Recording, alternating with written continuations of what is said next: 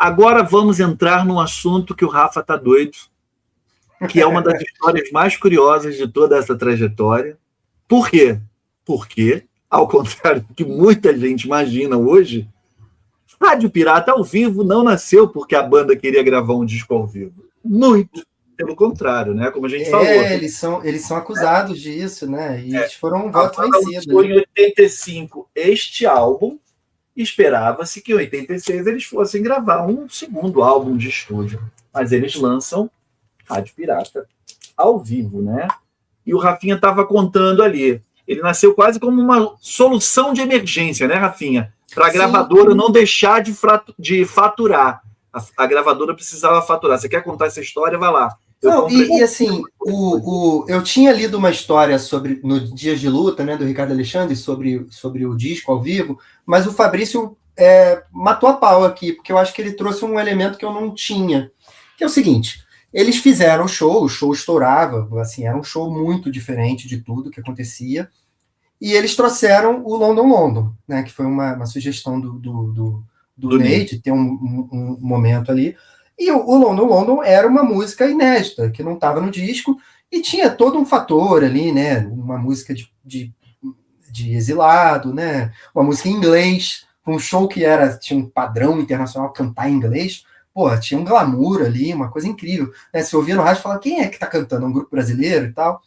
E aí conta-se, né, que fizeram gravações piratas do London London, e começaram a tocar em alguns lugares, assim. Só que o Fabrício, ele conta uma coisa ali que eu não tinha isso no radar, que ele fala que o Poladian foi matreiro nessa história. Que o Poladian, por si só, pegou uma dessas gravações e botou para tocar aqui em São Paulo, nas rádios.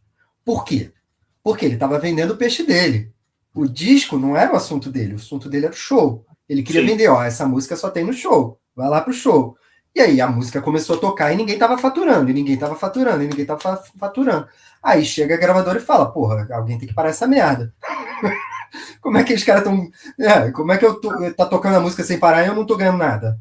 Não tô vendendo um disco a mais. E aí veio a solução, né, de fazer o disco ao vivo. E a banda teve essa sacada também, né, de, não, gente, então vamos fazer um disco, a gente vai ter que trazer umas músicas novas, né, não pode fazer também um igual, né. E aí a gravadora não quis lançar compacto, maxi single e tudo, aí chegaram na proposta de, vamos fazer logo um LP que a gente vai faturar mais. Teve um preço isso, né. Não, de fato faturou pra caralho, 2,5 milhões não é pouca coisa, né, mas tem um preço. Essa história eu acho extraordinária, assim. Isso que o Rafinha falou está certíssimo, assim. No começo de 86, a gravadora CBS percebeu essa situação, que era muito inusitada, nunca tinha acontecido, né? Então a música chegou a ser a mais tocada nas rádios brasileiras. Tu imagina uma fita pirata de London Ironia das ironias, né? A mais tocada das rádios brasileiras. Então, assim, até aí tudo bem, né? Como o Rafinha falou, o problema era que a versão que as rádios estavam tocando não pertencia à CBS. Era uma gravação clandestina. Eu lembrava de uma história que foi uma rádio em Porto Alegre que lançou primeiro. Talvez eu esteja enganado. Aí depois cada cidade começou a ter a sua versão de London, né? Sim. A gente chama de bootleg, né? Mas é que o que o Fabrício trouxe, essa informação dele, e o livro dele é muito bem documentado, então sim, claramente é verdade, é que o Poladian fez isso. Não duvido. Espalhou em São Paulo. Não duvido. Mas a fita foi gravada durante um show em Porto Alegre, né? Daí começou a circular entre as emissoras, algumas rádios providenciavam a sua versão e tal, e, cara, tocava o dia inteiro. O dia inteiro. Ou seja, a música fazia um puta de um sucesso, mas a gravadora não ganhava absolutamente nada com aquilo. Nada, nem um centavo. Então é uma situação curiosíssima, né? Uma pirataria de um disco... Nas ondas do rádio. Que tinha uma música chamada Rádio Pirata, né? E acabou criando um hit nacional, cara. Quando você descobriu essa história, então, também você ficou impressionado com isso? Porque eu acho uma ironia fantástica, né? O disco ser chamado de Rádio Pirata nasce justamente para combater uma gravação pirata, né? Uma metalinguagem ali, aquela coisa, né? E Sal, eu vou trazer mais um... filosofia numa hora dessas? Mais uma do quadro Filosofia numa hora dessas? Cara, eu tava pensando uma coisa, porque o rádio pirata era uma coisa mais ou menos comum na época, e o Paulo era estudante de jornalismo na USP, e se estudava muito esse fenômeno das rádios clandestinas e tal. E aí, olha olha uma ficha que me caiu, que coisa curiosa, assim. As rádios piratas e os jornaizinhos de mimeógrafo, né, era a imprensa alternativa da época, né? Era uma subversão, porque para você ter uma rádio, você tinha que ter uma concessão, você tinha que ter acordo político para ter uma concessão de rádio e tal, e ali era subversivo. O cara pegava um sinal, ele roubava um sinal e jogava aquilo.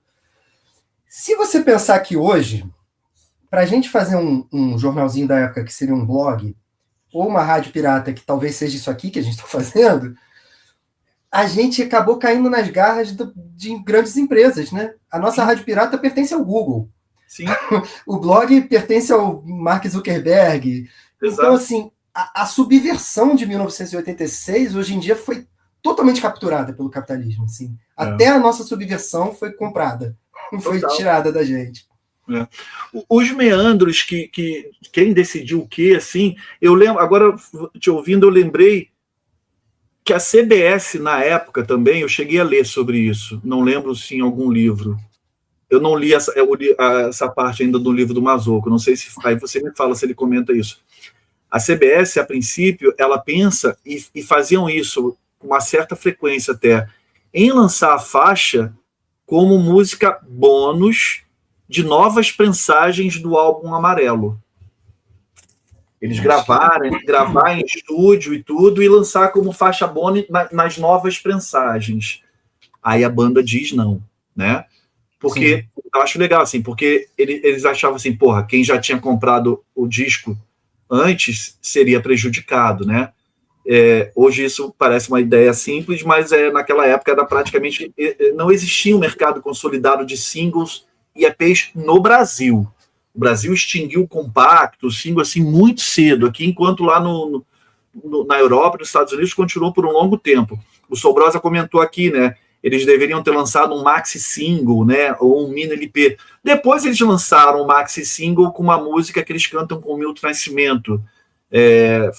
Feito Nós de um lado e Homo Sapiens do lado B. Acho que eles poderiam ter feito isso. Não sei se venderiam 2 milhões de cópias. Talvez sim, mas o preço de um maxi single não é o preço de um LP, né? Então, assim, a solução chegou ali a gravar um álbum inteiro ao vivo, tem 9 faixas e tal. Se aquela fita nunca tivesse vazado, talvez Rádio Pirata simplesmente não existisse, né? Aliás, a música do Milton Nascimento, ela é uma parte da briga, né? Que começa a se ver depois, né? Sim. Que as brigas por direitos autorais, né? Que corroeram várias bandas, dos Secos e Molhados até o Charlie Brown Jr. O Milton fala algo parecido que você falou que o Ney falou do cachê. O Milton fala, vamos dividir os direitos autorais, não sei o quê. Falou, não, a minha parte é minha parte, de vocês dividem para 5. Então foi dividida a metade do Milton, e a metade foi dividida para os outros 4, né? Sim. Cara, é isso, né? O Sobrosa, lembrando que eles tocaram no programa Chico e Caetano, que o Caetano elogia os ombros do Paulo Ricardo. Elogiar a música, a banda e tal, o Caetano elogia os ombros do Paulo Ricardo. Cara, eu lembro, eu cheguei a tomar conta do bar do pai de um amigo meu, de um grande amigo meu, do meu irmão, do Egon, em São Pedro da Aldeia, na Praia do Sudoeste, durante 2 verões. E tinha música ao vivo e tal, tinha um músico contratado lá, e uma vez ele levou um tecladista, e eu, sempre atrevido, né, metido a cantar sem ser cantor e tudo, mandei, tu manda London, London, aí o cara, pô, toca, ele começou a tocar. Aí eu mandei, né, imitando Paulo Ricardo, me senti assim, o próprio Paulo Ricardo Medeiros, o bar me aplaudiu de pé, cara. Falei, caralho. Eu já tinha banda, eu já tinha uma certa experiência cantando. Pô, mas eu fui cantar esses dias London, London, é difícil, cara. É difícil. Mas brincando, né? Eu gosto de ser. Oh, Sunday, Monday, autumn, past here. And people hurry on so peacefully. Rubber brooks, the policemen, and sing so pleased to please them. It's good to live that leads, and I agree. And sing so pleased that leads, and it's so good to live in peace. Porra, com microfone maneiro, com delayzinho, não sei o quê. Fiz sucesso, cara. Uma noite na Praia do Sudeste, em São Pedro da Aldeia, Não me arrisco a fazer esse drive, não.